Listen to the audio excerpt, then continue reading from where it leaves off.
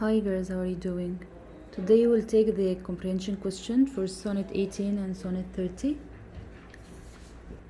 on page 815. Question number 1. What is the main comparison developed in Sonnet 80? The comparison was between the person addressed in the poem, the beloved one in the poem, and he was compared to the summer day. So the comparison is a person addressed in the poem is compared to a summer day. Question 2. In Sonnet 18, the speaker promises the subject of the poem that thy eternal summer shall not fade. What is the basis for this promise? The basis for this promise is that he has what?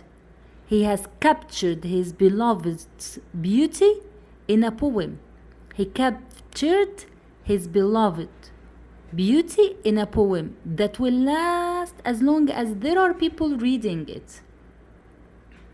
So the promise is that his beloved's beauty will last as long as there are people to read it. Question 3. What contrast opens Sonnet 30 here? What was the comparison? Love is not all, it's not meat nor drink. So love is contrasted with what? Food and drink.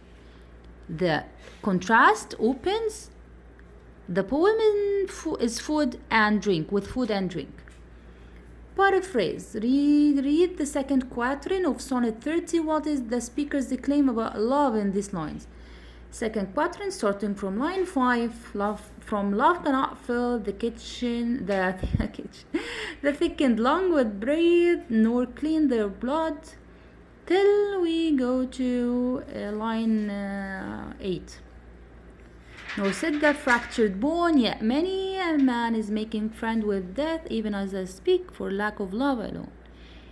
Although love cannot cure physical ills, the physical sickness, love cannot cure a fractured bone, right? But life may have little value without it.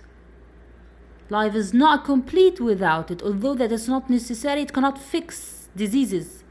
It cannot fix illness, cannot cure people of their illness. Okay? But life is meaningless without it. Identify metaphor. In poetry, an extended metaphor is a comparison between two things. Metaphor is when you compare two things that are not alike. A metaphor. An extended metaphor is that this metaphor is extended through lines. That is continued across a number of lines. What qualities does the extend metaphor in Sonnet 18 help communicate? The metaphor is what? Metaphor between his beloved beauty and the summer day. What qualities does the extend metaphor in Sonnet 18 help communicate? The metaphor communicates what? The beauty of the speaker's beloved. Her beauty or his beauty.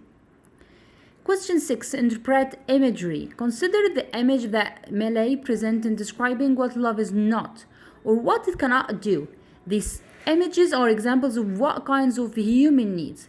What is the point of contrasting love with these needs? Use a chart like the one shown to record the images from the poem. Love is not what and love cannot do what?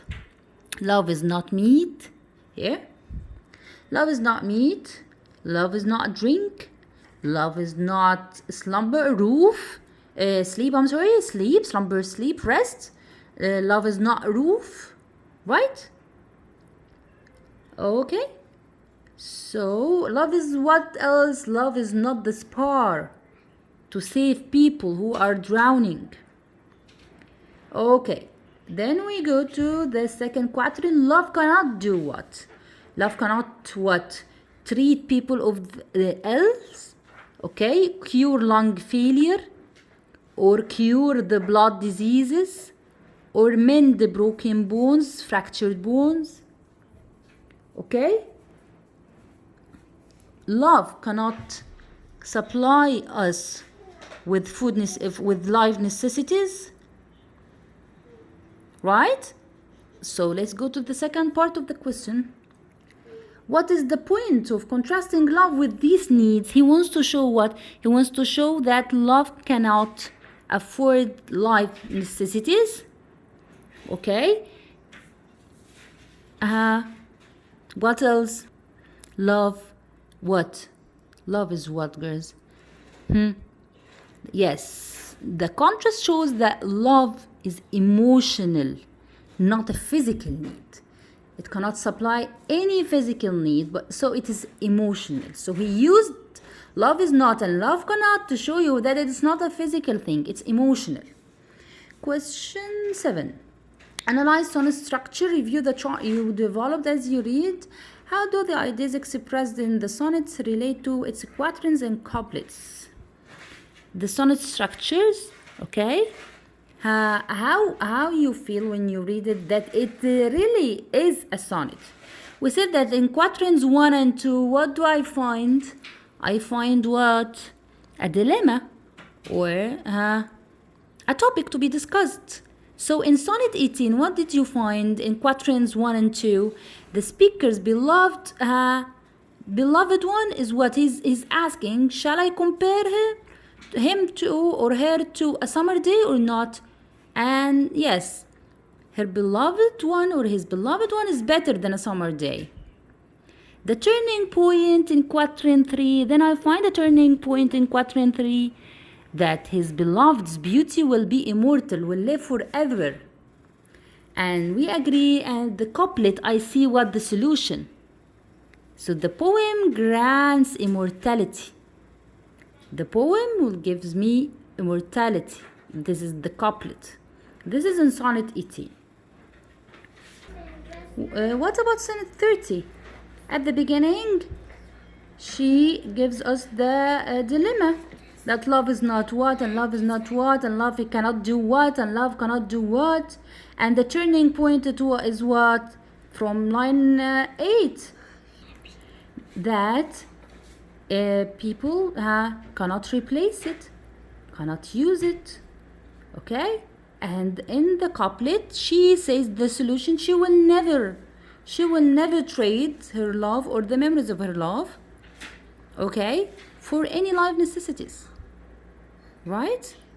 So because we have in the first and second quatrains the dilemma, then in the turning point, then in the couplet I have the solution.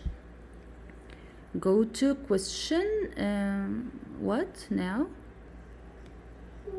Question 8. Compare form.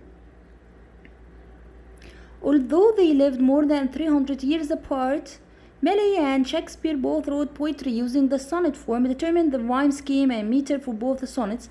Then reread the top of page in 111. Is Millet's poem a Shakespearean sonnet? Explain, yes or not. Is Sonnet 30 is a Shakespearean sonnet like Sonnet 18? Yes, because it's written in what? In iambic pentameter.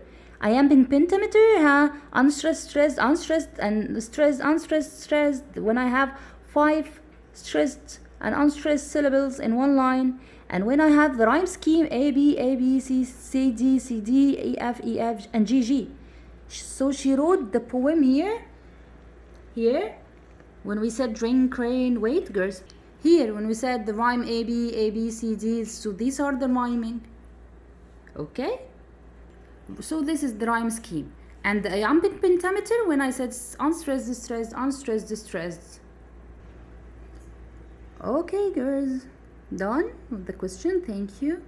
Goodbye. See you later.